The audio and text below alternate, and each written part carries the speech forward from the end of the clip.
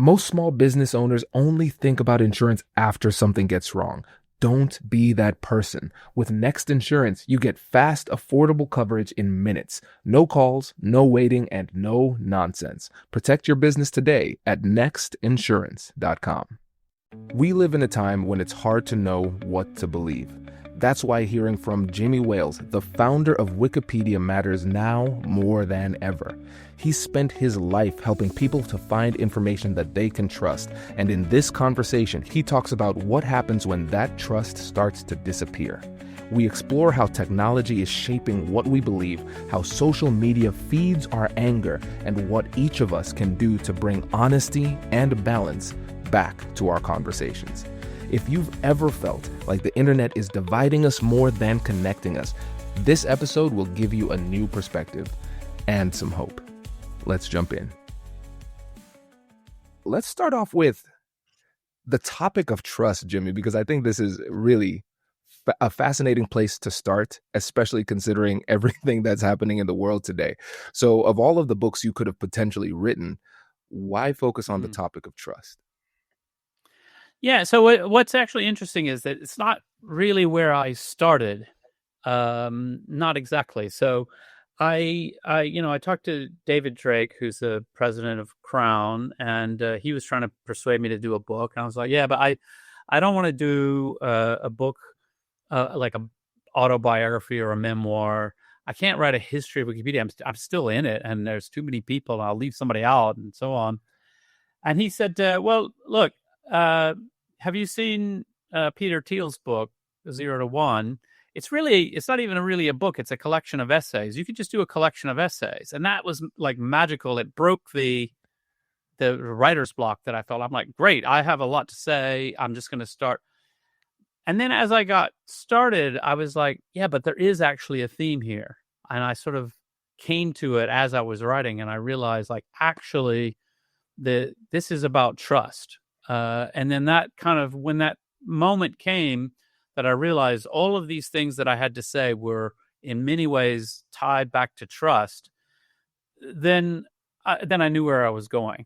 And we've seen this huge problem, a decline of trust in society in so many ways. So we've seen decline in trust in journalism, trust in politics, trust in business, to some extent, trust in each other. And this is leading to some pretty dark places politically, as we all know. The lack of trust, even amongst the politicians, means they're a complete gridlock. They can't do anything bipartisan, can't cooperate, which means they're not getting anything done that even needs doing. And so I thought, you know what, it's a great time for us to talk about this issue and to say, you know what, actually, we have to reclaim a culture that is about trusting each other and building a more trustworthy society. I agree. This is the perfect time to talk about this. And I feel like we even need to have a deeper discussion, because when we think about trust, how are we even defining this word? Because I think it's evolved over years. So from your perspective, what would you say your operational definition was for the word trust as it relates to this book? Yeah, I mean, I think it's there's a lot of different elements and ways to think about trust, but for me, the core piece is what I would call as a sort of a well-considered, deliberate risk taking, of making yourself vulnerable, of saying, you know what, I'm going to trust in this case. I'm going to trust that you're going to do the right thing. I'm going to, I clicked a button on an app, and some guy I never met pulls up, and I get in the car with him. Like, wow, like, I'm going to trust Uber driver, and it's going to be fine. And by the way, the company's got some processes in place, and like, there's reasons for that trust. But it is that, you're gonna say, yeah, probably that person's gonna be fine. And you know what? That's the way we actually live our lives already. And I think that's part of what makes Wikipedia work, for example, is that most people are basically trustworthy. I love to give people the example because I think it helps. When you think about social media and all of the toxicity and these angry people, and you think, oh, how can you trust them? They're all crazy people, and then you think, you know what? every time you go into a restaurant, and restaurants may be serving steak, and there's people in there with steak knives. So you're sitting next to absolute complete strangers with deadly weapons, sawing away on some meat, and you're trusting them that they're not going to stab you. Nobody's going to go crazy and be violent. We do trust people around us. We know that basically most people are nice. And I always say, out of every 1,000 people, there's probably about 10 who are like really annoying, but they're not super malicious. They're just like, irritating people. There's probably one or less than one who you would say, yeah, actually problematic, and those numbers are quite different from what you might think. If you live your life online too much, you might think, yeah, a lot of people are pretty horrible. No, the ones that get promoted up in social media are sometimes horrible. It's actually one of the things I really like about podcasts in general, because podcast it's a long form conversation. It isn't that reactive moment. You don't get ahead in a podcast by just ranting at people. You've got to have a long conversation and so forth. So You've covered a lot of things, Jimmy. I think this is fascinating. And one of the things I was going to push you on, but then you gave me a substantial amount of examples. So I'm with you on it. You were saying that most people are generally trustworthy, and the examples that you gave are legitimate. So we will trust an Uber driver. We will trust just walking about, because if we think about what a complete trust deficiency would be, it would essentially be the wild, wild west where everybody's a legitimate threat to your safety. And one thing that I've when I do my keynotes and trainings, I love asking the question, what is trust? How do you define it? Because when you talk to people who haven't put in the amount of work that you have in exploring the topic, if you talk to them and ask them about what trust is, it's something that they can feel. Yeah. They can know when it's there. They can know when it's not, but it's very hard to articulate. And I'd like to get your thoughts on this, because one of the things that I like to say, especially as it relates to tough conversations, is that trust is a positive bias. A lot of times we don't process it consciously, but we just feel it. It's either there or it's not, based on our past experiences or whatever it happens to be. So trust it's felt. We can understand it when it's there. And then, like you said, it allows us to take risks. It allows us to take action with some level of confidence. But then when the trust is not there, even in times where we cannot articulate why we don't trust the person, the system, or the framework, we just will not take action, and we will make sure that we do everything but be vulnerable in that situation because we don't feel safe.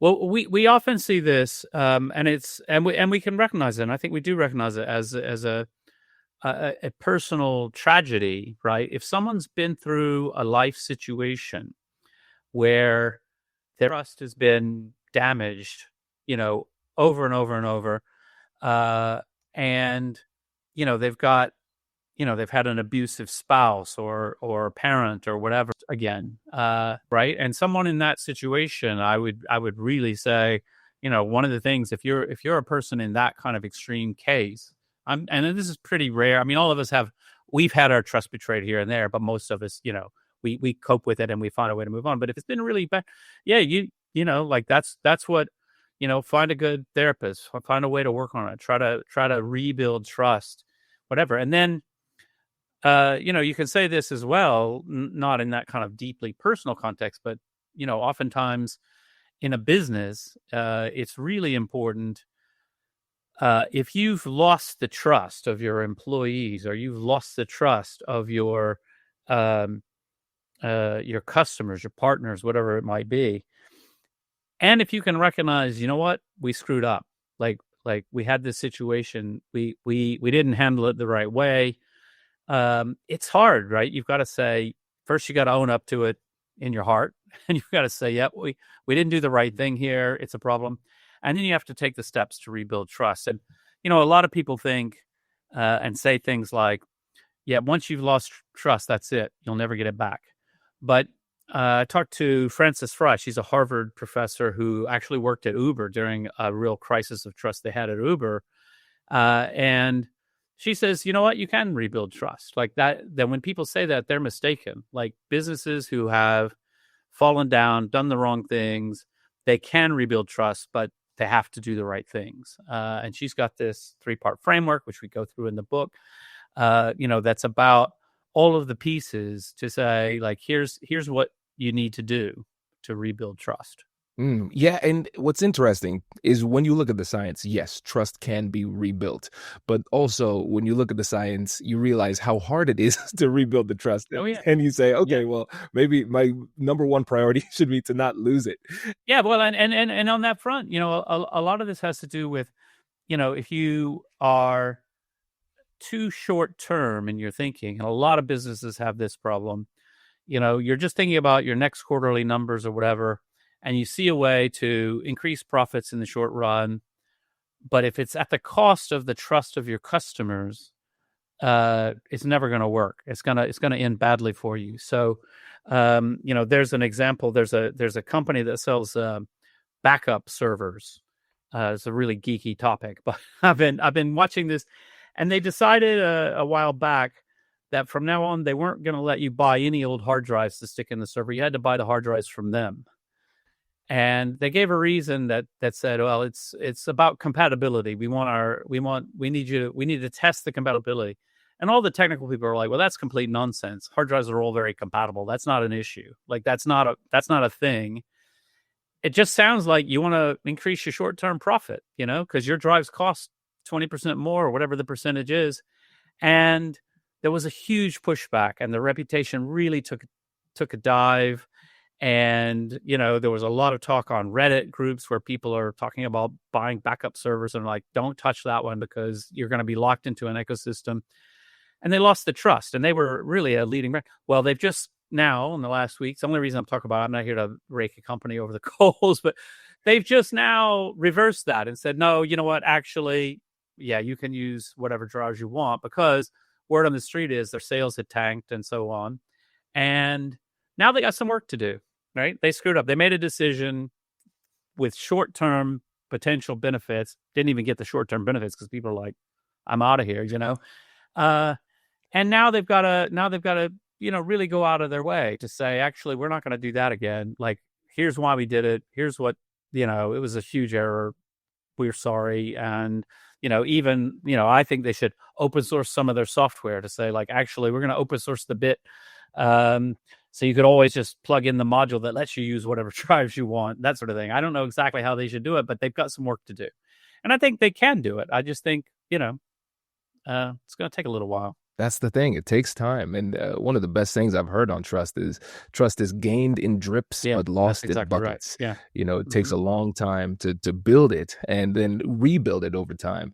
And it sounds like when it comes to the impetus behind a lot of decisions that lead to a lack of trust, it seems like there's a very interesting nexus between emotionality and decision making, and especially decision making within relationships. Because whenever you are making a bad decision, a lot of times it's because you're prioritizing the short term over the long term, and a lot of times it's the short term cocktail of emotions that make you just focus on the here and now. So you might solve Yeah. something in the short term, but then it Yeah. causes significant ramifications Yeah, down the definitely. road, right? And then within relationships too, our emotions can lead us to make bad strategic decisions within our interpersonal relationships, and then we prioritize the short term, and then as a result, it leads to a trust deficiency in the long term. And it's really interesting when you think about this, not just in the micro sense, but the macro sense, because it might be simpler to understand how to get back on track within an interpersonal relationship or even within a business. But the challenges we're seeing when it comes to trust, we're talking about the whole internet. Yeah, yeah. Right? Yeah. So how do we start to tackle that? Yeah, I mean, I think there's a lot of different levels. I mean, I think that one of the piece of advice that I have taken myself, but always need to remind myself, is I've largely come off of certain social media that I find toxic and not, sort of, if I'm getting a feeling from social media that most people are horrible, I know that's not true. And therefore, engaging in that kind of place in a platform that, through their algorithms or whatever, creates more conflict and horribleness rather than thoughtful dialogue, I'm out. Like, I just, like, it's not good for me. It's not healthy. I took Twitter off my phone years ago. I haven't quit Twitter completely. I do occasionally go on and I post a little bit now and then. Partly it's an important broadcast channel. Also, partly I've got friends on there and people I do respect and follow. But largely, it's sort of like just getting on there and arguing with idiots. It's just not, like what's the point? It's not making my life better. And it's quite easy, can be quite addictive. As we know, conflict can be quite short-term attractive, where you say, there's a great comic, XKCD. It's an online web comic, very geeky comic. And one of their real classic panels is, there's two people and one person says, come on, honey, come to bed. You're up too late. And the person at the computer says, I can't. Someone is wrong on the internet. And and I think we all have that. We've all had that, experience where it's like, I can't go to bed right now. I've got to straighten this person out. You're never going to straighten out the whole internet. It's not helpful. Frankly, probably the algorithms have brought you someone who's not rewarded by sort of thoughtfully coming around. Sometimes they do, sometimes they don't, so on. It's just like, no, go somewhere healthier. Do something, better with your time. You're going to be much happier for it. You're 100% right, and that resonates with me very strongly too. We've all been there, Yeah. And so let's play a game, Jimmy. Let's have fun with this. I love it. So I am excited to announce that you are now the king of the internet. You make all the rules. Yeah. You could do whatever you want. Great. And when you think about the internet moving forward as it relates to the betterment of society and the human race in general, what are the biggest challenges you see, and what would you do to solve those problems? Yeah, I mean, I guess there's a lot of elements, and I'm sort of a little bit too libertarian to be too.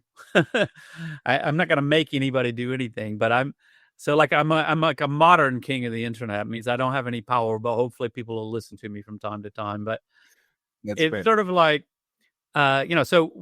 we have this issue right now with the broad information ecosystem and people losing trust in journalism. So in the book, I have advice for journalists, which is, like, neutrality is actually really important for building trust.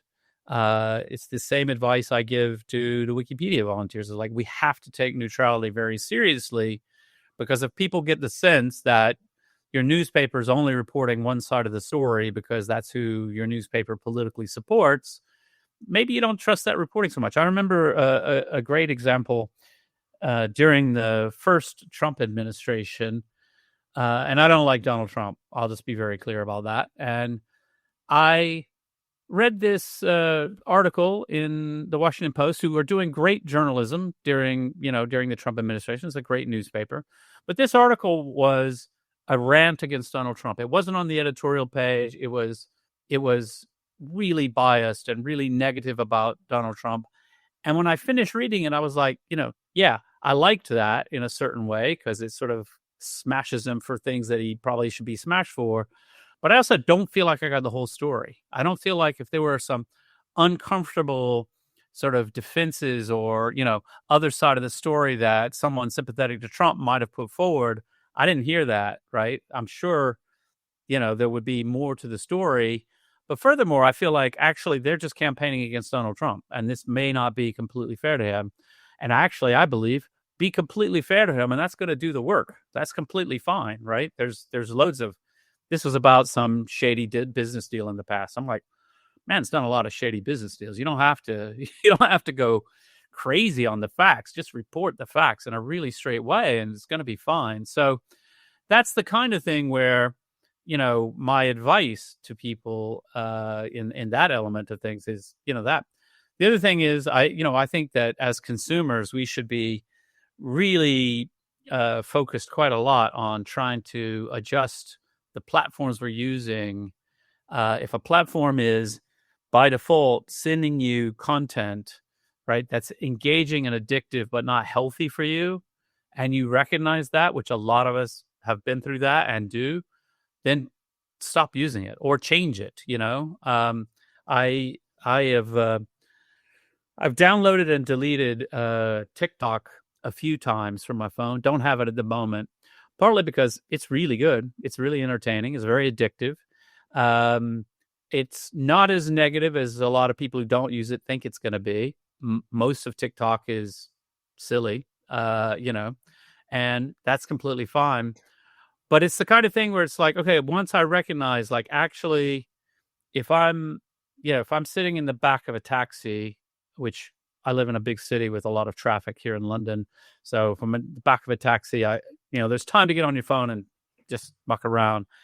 And if I sit there and for 20 minutes watch a bunch of silly videos, that can be all right. Nothing wrong with that from time to time. But if it's 20 minutes I'm never going to get back. And I like to sort of stop myself and say, well, hold on, what else could you have done that would have been a better use of your time? And, I've got a couple of favorite podcasts. I'm like, I could have listened to a podcast, right?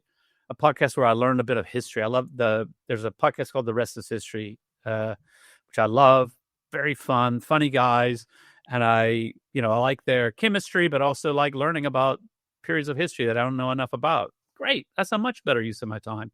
I feel better at the end of it. And so I think as consumers, that's one of the things is like, let's just stop doing all this crap. Like, it's not doing us any good. Yeah, I'm with you. And here's the thing too, Jimmy, for you have self-discipline and restraint.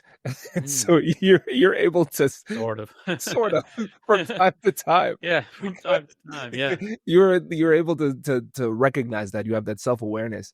And Yeah. one of the things that I'm finding challenging because I don't want to overregulate. I don't want us to be in a position where we're stomping on free speech, some of the things that we need.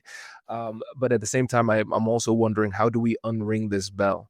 Because the algorithms are really, in many ways, a collective of the limbic system of our society. So what's interesting about this, I can be, I share the criticism a lot of people have of a lot of social media as being useless, anger inducing, fluffy, it's like fast food for the mind rather than nutrition. And I'm critical of that. And then, but sometimes people slip from there into what I think everybody should remember, and I'm 58, so a lot of people my age and younger than me, but parents of teenagers are like, oh, kids these days, all they do, they're on their phone with the TikTok and the this and that. I'm like, yeah, but I remember kids these days, they're watching all these music videos. They're 3 minutes long. They have no attention span, right? And I'm like, all right, let me tell you something about young people today. Yeah, they like short form video, but you know what else they do? They binge 16 straight hours of a really complicated TV show with a very intricate plot. And they can follow it and they are engaged in it and they love it. And so I'm like, at the same time, we're lamenting, oh, they've got no attention span. Let's also remember they've got a huge attention span, and that's humans, right? We can do short form, we can do long form. And, I do think, like one of the things, sort of, might call it mental nutrition, just as you teach children and teenagers, it's like, yeah, we need to eat healthy foods. And we need to think about how that's going to help us feel, how it's going to help us function. You need to get enough sleep. I have a daughter now who stays up too late and gets up early for school, and she's really tired. And I'm like, you know what? We're going to have we got to sort this out because it's making you unhappy. You need to get your sleep. We teach young people this, right? Similarly, we don't just say, don't relegate kids on their phones. Like, you know what, actually, like, let's think about phone use. Let's try to, there's nothing wrong with watching a bit of whatever. And, my kids are Swifties, so they're listening to a lot of the new Taylor Swift album, which is, I haven't heard yet, but which I'm sure is great. I'm a big fan myself. And, that's great. Yeah. Yeah. Listen to music. That's wonderful. It's not the only thing you should be doing with your time is watching Taylor Swift videos or flicking through social media, people hating on Taylor or loving Taylor or whatever. Like, little of that. Yeah, fine. That's part of culture. That's whatever. But also take the time to think about, oh yeah, let's actually watch, some classical movies on a weekend. Let's also do some other things that, what are you reading? Like, let's find a really great book, all that kind of stuff.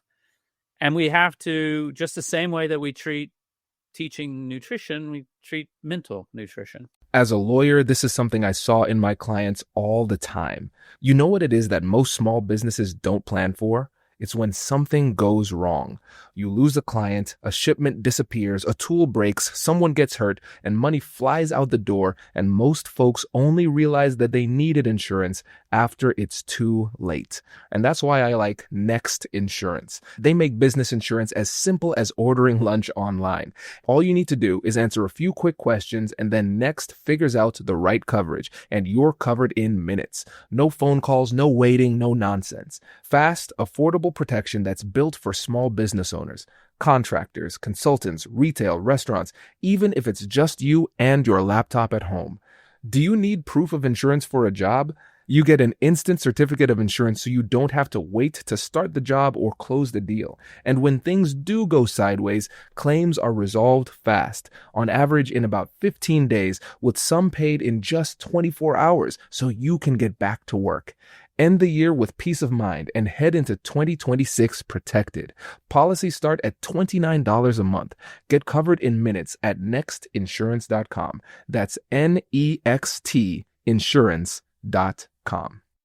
Right. Yeah. And again, those are important conversations we have to have internally with ourselves. Yeah, So we yeah. need to be able to step away long enough to have that conversation and figure out what it is we truly want to do and why. And then with the people that we care about too, because I think all of us will have different stories of how technology has interfered with human connection in some kind of way in our families or friend groups. So I think those are conversations that need to happen. Yeah. You know, I know, like, do we have the TV on or the phones around during mealtime or bedtime, those types of things. But I think a lot of times we won't be able to come to meaningful conclusions unless we're willing to have those conversations. I think that's right. And we might bring this back to trust in a minute because there is an angle here. But with kids, I mean, a big piece of it is like parents. If parents say to me, "Oh, like, you're an internet guy. Like, what do we do? Our kids, on their phone all the time." And I say, well, like, I say probably the first thing to do is look at yourself. And are you on your phone all the time? And then they often go, oh, well, and it's sort of like my kids started this thing, which we do now, not all the time, but we do. We call it a phone pile at dinner. And if the kids call phone pile on me, I'm like, you know what? I have to respect that. Phone pile means we all put our phones, we stack them up on the table. And it just means if you're going to get your phone, and then, somebody will say, oh, we're like, oh yeah, but, when did that movie come out? Somebody says, is it okay if I Google it? Yeah. Let's Google it, but let's not just get sucked in, right? Let's sit here and keep talking about the movie that, that we want to watch or that, whatever it might be.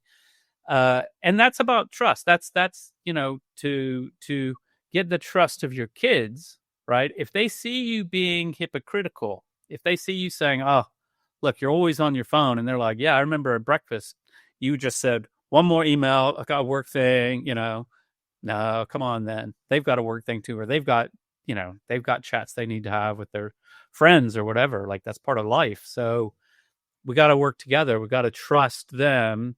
And we've got to be trustworthy so that they can see we're walking the walk. Brilliant. Oh, you're spot on. You're spot on. And Jimmy, now I want to ask you a question that I've been getting asked a lot. And I'd like you to answer it as it relates to right now, but also hypothesizing what it could mean for the future. Because I think the world is confronted with the reality of how powerful AI is now, like the modern iterations of it, because it's been around for decades. But now what we're seeing is people are interacting with it in a more meaningful type of practical way. Knowing, not just being programmed by the algorithms. And so one thing that I'm getting very frequently is, how do I negotiate reality? How do I have a conversation with somebody who is operating from a fundamentally different set of facts? And when I provide different facts, they say my facts aren't real, only their facts are real. And I think this ties back to everything that you're talking about with trust. How do we communicate in this new world? Yeah, so there's some great work that some people are doing that I find very interesting, and that I think there are some lessons for us. So there's an organization called Better Angels, and we talk about this in the book. And what they've done is really interesting. They have these conferences, these meetings, and they deliberately get people together who disagree about political issues, and they get them to sit together and to talk. And they've got some facilitation they do and things like that.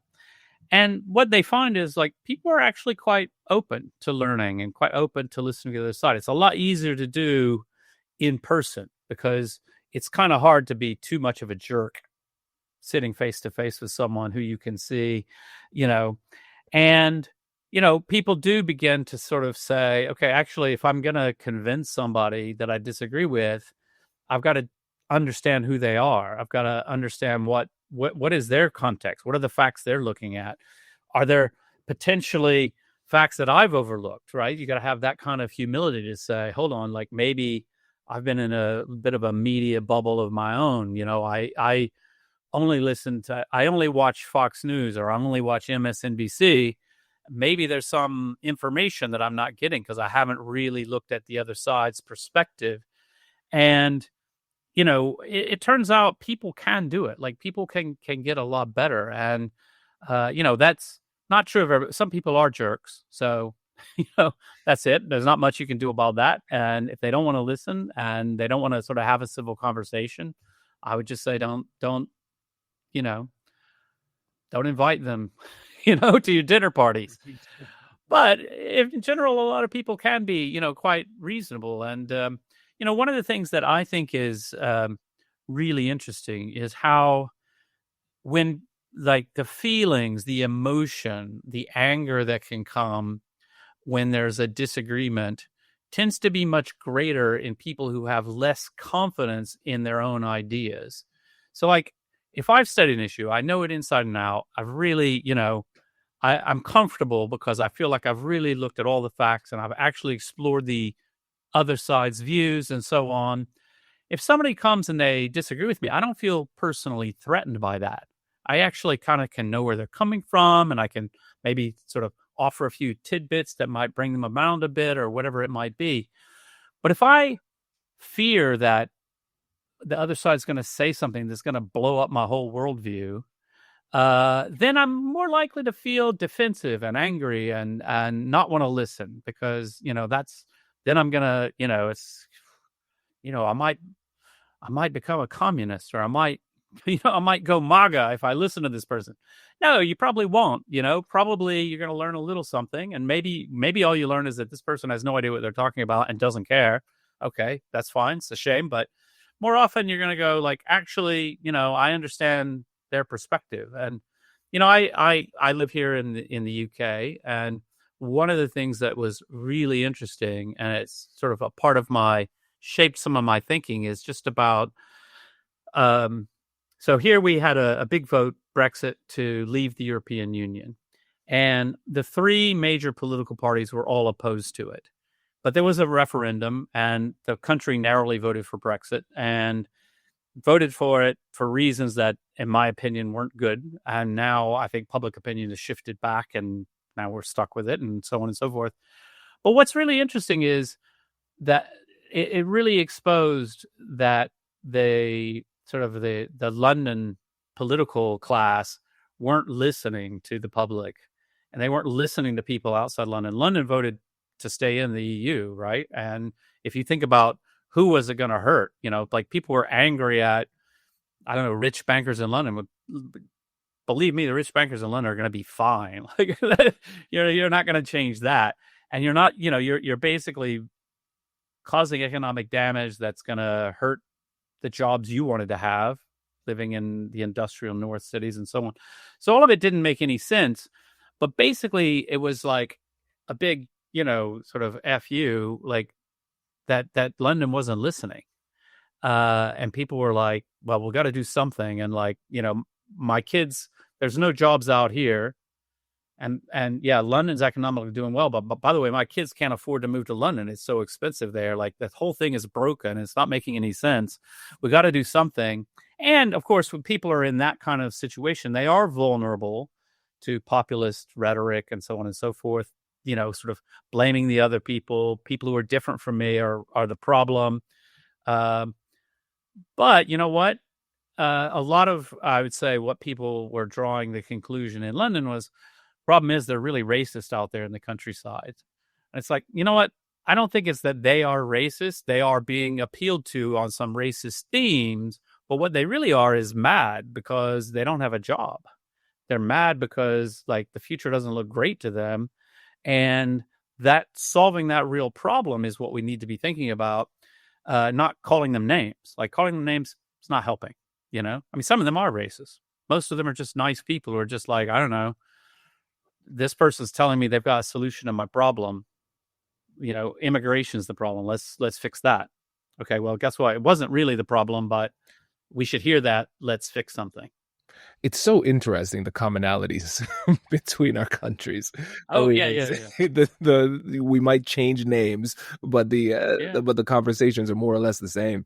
And what's really interesting, Jimmy, about what you said when it comes to the deficiency of trust, but also how do we negotiate reality, is you went back to a human to human real time conversations with Better Angels, Yeah. with that project, because Yeah. we're recognizing that in many ways the key to the amplification of humanity and meaningful connection and Mm-hmm. communication is trying to step further away from the technology and have human to human interactions. Yeah, yeah, yeah. And that's a phenomenon that's happening less Yeah. frequently. Yeah, I like to talk about there's a stereotype of the sort of your crazy uncle, right? Everybody's heard the stereotype. I have to always say all my uncles were wonderful people, but you know, we know the type. So Uncle Frank, he comes, you know, he's there for Thanksgiving dinner and he's got some obnoxious opinion and everybody's like, oh, shut up, Frank. Like, you know, whatever. Everybody rolls their eyes and we got to put up with him. He's family. And,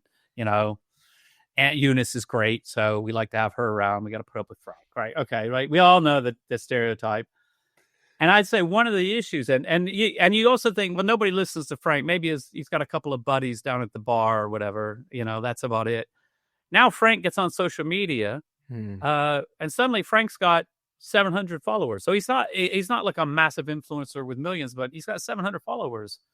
And it's like, oh, like, and then grandma, sweet little grandma, who only ever posts on social media, like congratulations to the kids when they graduate and sends out birthday messages, doesn't get much engagement and doesn't get promoted by the algorithm. And that's a big part of the problem, is like that toxicity works online in a way that I think it shouldn't, you know? And so now Frank is like, great, I've got an audience. Yeah, I think about it. You're absolutely right. You're absolutely right. And I think about back in the day, the Franks of the world, they would have been kind of relegated to the outskirts of society and just been write their own. But now it's easier because of the algorithm. They can find the other Franks in other places, and it might be only 700 other specific but Franks. now they're organized. So, but if you imagine. Yeah. Now they're organized and they seem much bigger. And then we forget sometimes in the internet we can be so desensitized to numbers, because 700 doesn't seem like a lot, but put yourself in a room of 700 people. That's a substantial amount, you know. Yeah. Well, you know, if you, I've said this, and this would be something that I think, you know, applies to social media. I used to say it to our community volunteers. Obviously, we watch the news about Wikipedia, and in the early days, you know, you set up a Google alert and you get an email with whatever news stories. And what I said is like, what's really hard about that is, all right, you get 3 news stories, right? This one's really fantastic. Like they did a lot of research. They understood Wikipedia. It's great. This one's just wrong. And this one's like attacking us for no reason. And I'm like, yeah, but if that bottom one is the New York Times and the middle one's a small town newspaper and that one's like, you know, it's like they all look the same size, but they aren't, you know, and like this is a problem. I think a lot of people have social media. Like you end up responding to a troll and then you look and you're like, yeah, dude's got 10 followers. Like, why am I even bothering? Like, now I've amplified that because he pissed me off, right? And that's like, what's the point of that? Meanwhile, you know, somebody with 10,000 followers is like, oh, here's a good story, right? Here's something inspirational for your business. I'm like, oh yeah, that's great. I'll listen to that and respond to that, not the little nonsense on this. But it all looks the same size in a way. You're absolutely right. And again, this takes us back to the algorithms too. When we think about the way that the internet is developing, because again, you've been on the ground floor since for decades at this point. And if you're just going to hypothesize as to what the internet looks like and the role it plays in society on its current trajectory, what are you seeing? Yeah, I mean, I think what we are seeing right now, and we'll see how my prediction comes out in a few years' time, is I think a lot of the social media companies are realizing that the short-termism of chasing clicks is causing people. I mean, I've said this to people at Facebook, like if your business model is causing people to believe that you are breaking Western civilization, that's not good for your business in the long run, right? If people think the problem is, like social media is making my kids, unhappy and sad and like all these things, it's not good for your business in the long run. And I think it isn't good for their business in the long run. And I think a lot of people are dissatisfied. A lot of people are moving on. I mean, I'm a pathological optimist, I always say. So I do tend to look at the positive thing. I get, like one of the things that I find really interesting, I just saw a headline the other day about younger people, millennials, so not the youngest young people. Millennials aren't that young anymore, but millennials they love podcasts and they listen to a lot of podcasts. And I'm like, that's great. Like, that's fantastic, because obviously some podcasts are better than others and all of that, but podcasts at least aren't that addictive short form content that's causing a lot of problems. So great. I'm on board because I am biased towards podcasts too. Well, fair enough. Yeah, I've got a good audience here. Yeah, you're right. Including all of the, by the way, not just intelligent but very good looking people who listen to your podcast. Right. You know, the best people. Yeah. Thank you. Yeah, I'm going to sound like Donald Trump in a minute. The best people listening. That's right. You heard it here first. Oh, it's great. Yeah, it's very. I love that perspective too, because you're absolutely right. Because I was seeing it. There's a disconnect between the revenue size and success of Meta, and then the public perception. The congressional hearings have not been doing them a favor when it comes to the public perception. Yeah. And you're right. If things keep on going in that way, you don't want to be the person or the organization that is seen as the epicenter of toxicity. And it's a challenging thing, because a lot of people can say, all right, well, I can see how social media is challenging, but then also there's the reality of the internet addiction too. So it's tough. Even though people see it, they don't want to miss out. And I think it's that fear of missing out that holds people back from actually stepping away. And you mentioned you were able to, from time to time, step off of these social media platforms based on whether or not how it's making you feel. How were you able to make that step? Because I've seen so many people do it successfully and then they feel so much better, but I've seen more people try and fail and they can't disconnect. Yeah, I mean, so I think I always think you can think about the the way your brain works, the way humans work is short term, long term. We all understand, like, you think you make a New Year's resolution. You think, I'm going to do this in the coming year and I'm going to resolve to do it. And then you do it for a little while, but then the short termism comes in and you're like, actually, I'm going to overeat. I'm going to do whatever the thing I didn't want to do. And one of the techniques is to, when you're in the rational mode and you're making a good decision, try and find a way to enforce it on yourself. So like one of my simplest things is, on the phone, just make sure you don't know your password. Use a password manager. That's good security advice anyway. Like, you don't know your password. It's too complicated, right? Your computer knows it, but you don't know it. And log out on your phone. So then you're not so tempted to go straight onto that social media when you're a little bit bored.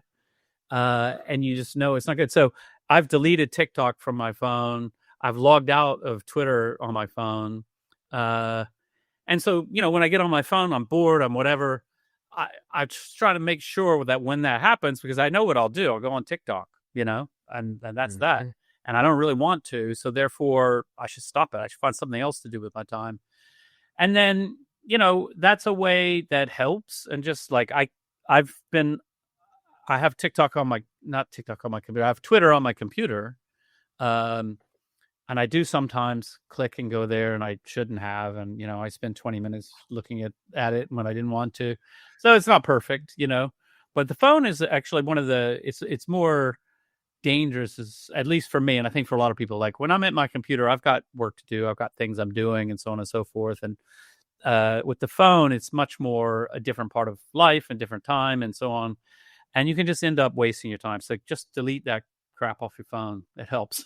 You're smart. It's such a simple solution, but so powerful because you're introducing some really important friction points in the process, and you're breaking that automatic habit where you're not even thinking. And there's software. I've tried a few things. I've not found one, but I think it's can be quite valuable.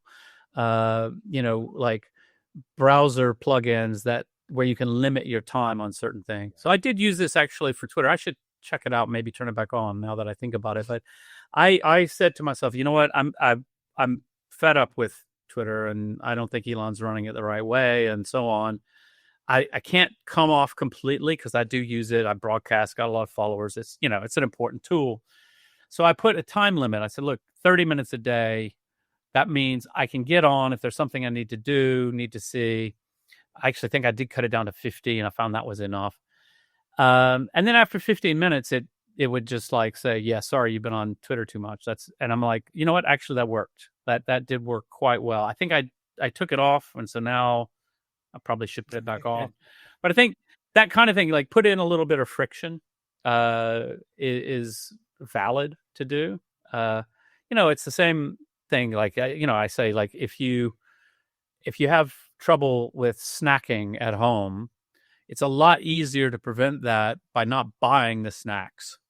Because I don't know if you're like me, if the potato chips are in the cabinet, I'm eating the potato chips. That's a fact, right? I know that about myself, right? Yeah. Maybe I'll say I don't want to eat potato chips, but if they're there, I'm going to eat them. It's quite easy to just not have them. I just don't have potato chips at home. If I want potato chips, I have to go out and get them. Maybe we're getting, people coming over, and we're gonna have a few drinks and watch something on TV. Yeah, okay, get some potato chips. Great. There's nothing wrong with that. But that control element, I would say, dividing that rational moment from that free moment, good idea. Smart. It's smart. And to this point, you're absolutely right in terms of completely avoiding it. Not sometimes it's not even just the friction. It's just like I will remove the option, you know.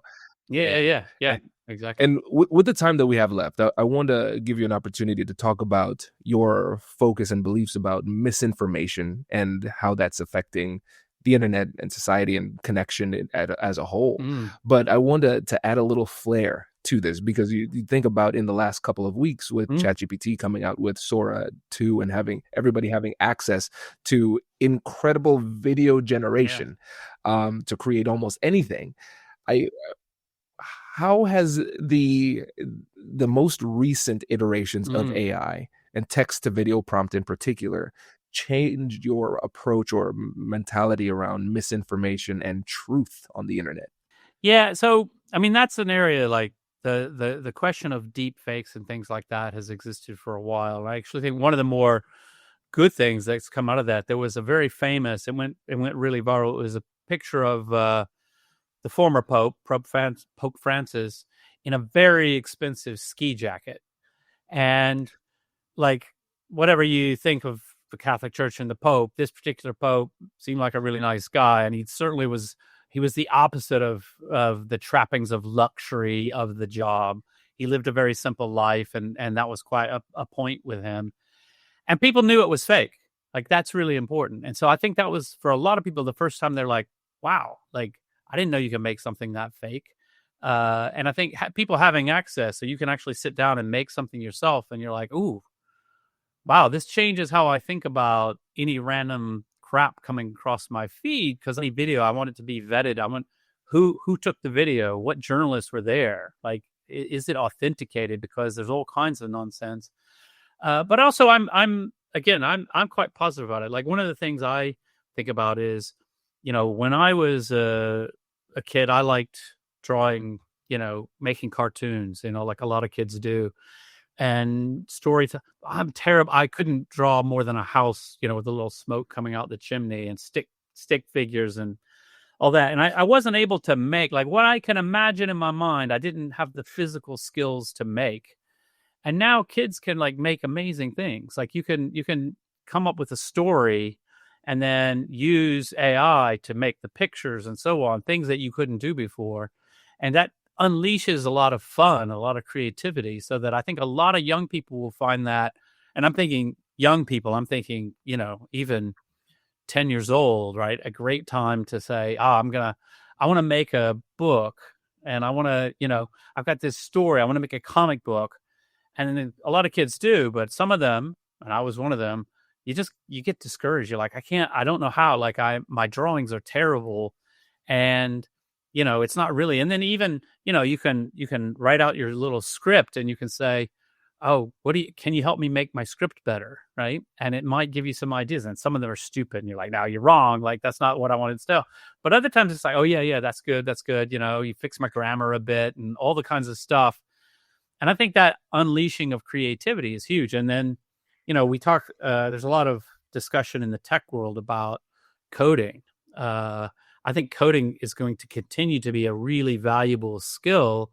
But the truth is, you can, if like for any amount of coding that you are now able to produce something much better than you could 3 years ago, because the AI will help you. Like I'm a coder, but I'm not a very good coder, and I'm rusty. I'm old. I don't do it professionally. As a hobby, I'm just going to do something. And you know what? I used to, if I started to code something because I'm rusty and so on, I'd hit an error message. You Google there, you spend 3 hours just trying to figure out how to fix your code. Now you can use any of the AIs and just say, got this error. And it will say, well, here's what you need to do. And it like, oh, explain that to me. Oh, yeah, it gives you an explanation. It's really good at that. It's like probably better at coding than almost anything. And it doesn't mean that professional coding is gone, right? It just means that you can learn it easier and you can build something like, for my kids, when they think about doing coding, like it's so boring, right? They're like, because what can you make? You can't really make much, right? I made this little program with 3 if statements, and I can sort of do a little thing. It's like, okay, that was kind of cool, but like, I actually want to make a video game, right? I actually want to make an app that does this and that. Okay, that seems so far from that first month that you're looking at coding in school. And now in that first month, if you could actually make something kind of cool, you might go, yeah, actually, this is fun. I can build something fun. And I think that's really important. I was just touring a school recently, and they're using with photography, right? They're using sort of more modern tools, and they're using AI to modify the photos in different creative ways and so on and so forth. I'm like, that's great. This is what the school should be doing. Like, because the kids are like, wow, this is cool. Like, this is kind of fun. It's not just like, because when I did photography in high school, I snap a picture. We developed it with the chemicals in the lab, and you're like, yeah, but my picture's kind of terrible. Now with digital photography, you can take 20, or you can go back out the next minute and go like, oh, I see what I did wrong. There's all kinds of amazing stuff. So I think we're going to have this opportunity for a lot of creativity using AI. That's really kind of fun. I agree. And I think there are going to be a lot of great use cases like that, because when you think about just different technologies, a lot of times there's the concern that it will eradicate some industries, and it will certainly have some significant changes. Yeah. But the reality is, if you recognize that the use of generative AI, or however you're using it, is in itself a skill, then it can, with the right mindset, amplify the level of creativity that you bring to whatever it is that you're doing. I think about, even with my content creation and writing too, I coach it to be my own writing coach, where I would ask it to ask me questions so I can go deeper within myself to produce a better quality work product, without it cheapening my intellect in that way. Yeah. And I think it's a lot like, what I've said in the past is, like, there was a period of time when, you would get high school teachers saying to the kids, don't use Wikipedia. Yes. And I was like, and now that's shifted quite a lot, but I was like, no. The kids, it's just like saying, don't listen to rock and roll music. They're going to do it, right? They're using Wikipedia all the time. Instead, what it is, okay, here's how to use it. So it's the same thing. If a teacher says, no, don't, I ban the use of AI in my class. Yeah. Have you ever met a 13-year-old? They're going to do what they need to do, you know? Instead, you got to go, you know what? Actually, we know you've got access to ChatGPT. It's free. It's huge coming technology. It's going to impact your life. It's not going anywhere. But here's what's wrong with it. Here's how to use it. You can't use it for this because look, it makes stuff up. But you could use it this way, help you brainstorm.